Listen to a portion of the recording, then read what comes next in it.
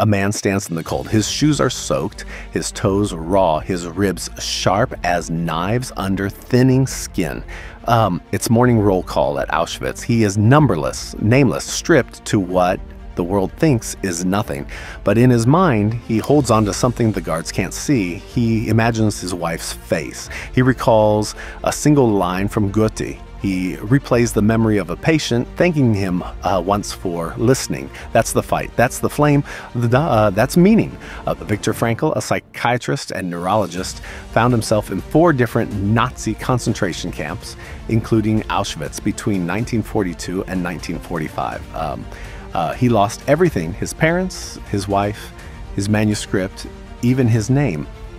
And yet, what he unearthed in that abyss would change the course of psychology and quite possibly save the lives of readers he would never meet. His insight was brutal in its simplicity.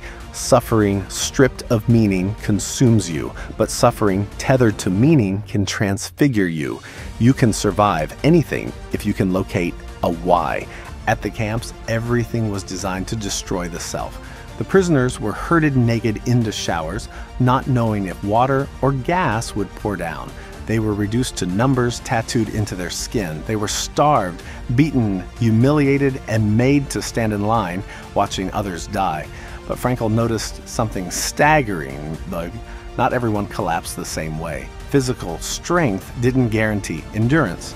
Youth didn't promise survival. What separated those who broke from those who didn't wasn't how much they suffered, but how they held their suffering. Some prisoners gave up, their eyes turned hollow, they smoked their last piece of bread.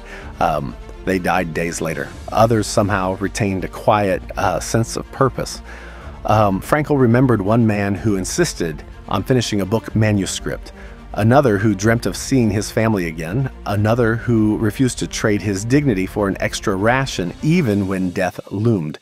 Frankl himself survived by anchoring his agony to imagined conversations with his wife. Her absence became a dialogue in his mind. He survived by composing lectures in his head, mentally reconstructing his lost work. He watched suffering again and again become either a tomb or a tunnel. What determined the difference was whether or not the person believed their pain was redeemable. Meaning, Frankl realized, is not something we're given. It's something we must find, even in the most meaningless of circumstances, especially then. There were moments of such cruelty, they fractured the concept of reason. A guard would strike a prisoner for standing too straight. A man would be punished for smiling. Frankl tells of how one prisoner, sick with dysentery and already half dead, shared his bread ration with another man. Why? No reason, just a choice. And yet that small act, in the darkest place on earth, became luminous. Frankl proposes that there are 3 primary ways to find meaning: through work, doing something significant; through love, caring for another; and through suffering, turning tragedy into triumph. It's the third that's hardest and most urgent. He writes about a patient, a man grieving the loss of his wife. Nothing helped. So Frankl asked him, "What if you had died first and she had survived?" The man said that would have been unbearable for her. Frankl nodded. Then perhaps your suffering is the price you're paying, so she doesn't have to." The man was silent. Then he stood up and shook Frankl's hand. The pain didn't disappear, but it was no longer pointless. This reframing is not about toxic positivity. Frankl does not sugarcoat horror. He doesn't say pain is good. He says pain is inevitable and that we are responsible for how we meet it, that no one can take away our final freedom to choose our attitude in any given set of circumstances. It is not easy. Frankl himself admits that in the camps, he often had to resist the urge to throw himself into the electric wire. He watched men he admired crumble. He saw goodness erode. But he also saw the opposite. He saw heroism, quiet grace, absurd humor, and deep resilience. He tells of men comforting others even as their own strength vanished. He speaks of how a single moment, watching the sun rise through the barbed wire or smelling a flower in the mud, could become a lifeline. Frankl calls this capacity to transcend suffering tragic optimism. It's the belief that even when life is full of pain, disappointment, and loss, it can still be worth living. It's not blind hope, it's defiant meaning-making.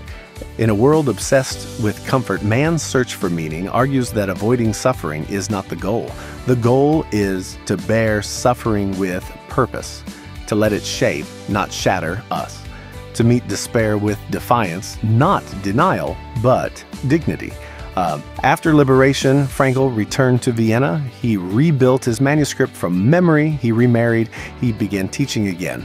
But he did not write a better book. He wrote one that millions would cling to, one that did not promise a way out of pain, but a way through it. There's a moment in the book that stops the reader cold.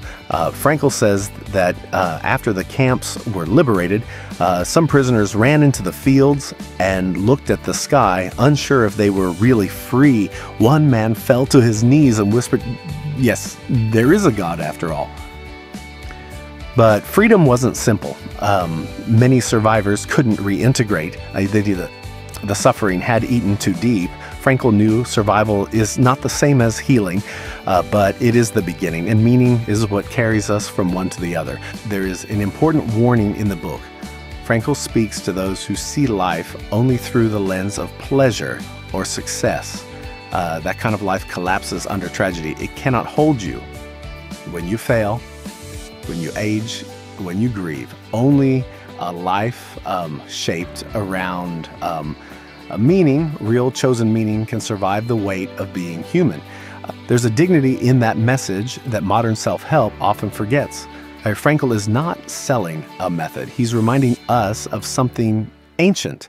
The soul is not something to be optimized. It's something to be carried with courage, with tenderness, with intention. Sometimes meaning is loud. It's a career, a calling, a mission, but sometimes it's quiet. It's showing up for someone. It's refusing to give in to hate. It's telling your story, or simply enduring another day because someone somewhere needs you alive. Frankl never promised that suffering would end. He promised that suffering could be used, that it could be woven into something greater than itself, and that even in the worst hell imaginable, we are never fully powerless, because the one thing we always control is how we meet what we cannot control. That idea, that last freedom, is a lifeline, not just for those in extremes, but for all of us, for anyone in a hospital room, anyone who has buried someone they love, anyone who has failed, who has been betrayed, who wakes up wondering what the point is anymore. Frankl doesn't offer comfort. He offers responsibility, but it's the kind that saves you. We live in a world that tells you chase happiness, eliminate pain, find yourself. Frankl asks, what if life isn't about you at all? What if it's about the task assigned to you by your pain? What if the point isn't to feel good, but to live well? And maybe that's what makes his words echo so loudly across decades and generations. He doesn't pretend life is fair. He doesn't pretend healing is easy. He says the world is often cruel, but your response doesn't have to be. He says you were not made to escape pain, you were made to rise through it. And he leaves you with the quiet, stubborn truth that even in horror, even in grief, even in the deepest pit, meaning remains possible, and if not found, then made.